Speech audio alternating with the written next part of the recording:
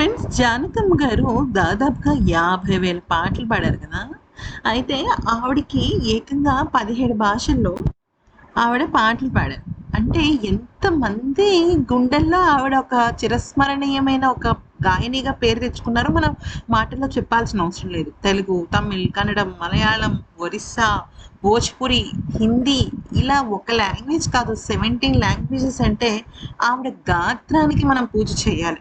అయితే నిజానికి ఆవిడకి సంబంధించి ఆవిడ చనిపోయిన తర్వాత అంటే ఆవిడ మైసూర్‌లోనే ఉండడం జరిగింది.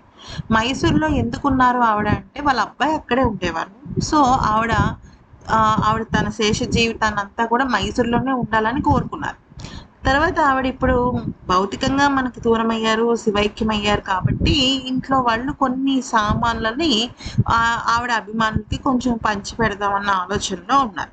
అయితే ఈ నేపథ్యంలో ఏం జరిగింది అనేది గనక చూస్తే ఆవిడ పర్సనల్ రూమ్‌లో ఒక 2, 3 ట్రంక్ పెట్టెలున్నాయన్నమాట.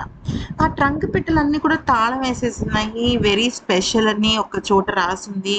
అయితే అక్కడున్న వాళ్ళు ఆవిడకి సంబంధించిన సన్నిహితులు వాళ్ళు ఈ ఈ ఈ ట్రంక్ పెట్టెలో ఏముంది అని అనుకున్నారు. అయితే మొత్తానికైతే అది ఓపెన్ చేశారు. ఎందుకంటే ఆవిడ అన్నీ కూడా అందుబాటులోనే పెట్టారు. అయితే ఆ ట్రంక్ పెట్టెలో ఏముందో తెలుసా ఫ్రెండ్స్? కొన్ని వేల ఉత్తరాలన్నమాట. అంటే అభిమానులు రాసిన ఉత్తరాలు. దాదాపుగా ఆవిడ చిన్న వయసు నుంచి ఎప్పుడైతే మ్యూజిక్‌ని స్టార్ట్ చేశారో రకరకాల మంది అభిమానులు ఆవిడకి లెటర్స్ రాసి పంపిస్తుండేవారు. అప్పట్లో ఈ సెల్ ఫోన్‌లు అవి ఏం లేవు కదా! ఇప్పుడంటే ఇన్‌స్టాగ్రామ్ తీస్తారు, మెసేజ్ కొడతారు, చూస్తారు లేకపోతే లేదు. ఇదివరకంటే ఉత్తరాలు రాసేవారనమాట. అంటే ఈ పలానా పాట బావుంది, పలానా షో చేశారు, మీరక్కడ బాగా చేశారు, నేను మీ ఫ్యాన్‌ని అని ఎన్నో వేల మంది ఉత్తరాలు రాశారు. దానిలో ఆవిడ మనసుకి నచ్చిన కొన్ని ఉత్తరాలని ఆవిడ అలాగే పదిలంగా దాచుకున్నారు. ఆ ఉత్తరాల్ని పాడవకుండా ఆవిడ కొన్ని చిట్కాలు కూడా పాటించారనమాట. అంటే ఆ పేపర్స్ పాడవకుండా ఉండడం కోసం. ఆవిడకి పుస్తకాలు చదవడం అంటే చాలా ఇష్టం. లెటర్స్ చదవడం అన్నా అంత ఇష్టం. అయితే ఆ అభిమానులు ఆవిడ గురించి రాస్తున్న ఉత్తరాలని ఆవిడ అలాగే పదిలంగా దాచుకున్నారు. అయితే ఇప్పుడు వాళ్ళ మనవరాళ్ళు కూడా ఆ ఉత్తరాలన్నిటిని కూడా ఒక పెద్ద యూనిక్ ఫ్రేమ్ లాగా చేయించి ఏదైనా చేద్దామా అని కూడా అనుకుంటున్నారు. ఎందుకంటే ఆవిడ తన లైఫ్‌లో అభిమానులకి ఇచ్చిన చోటు మామూలు విషయం కాదు. ఎన్నో సందర్భాల్లో ఒక మాట చెప్పారావిడ.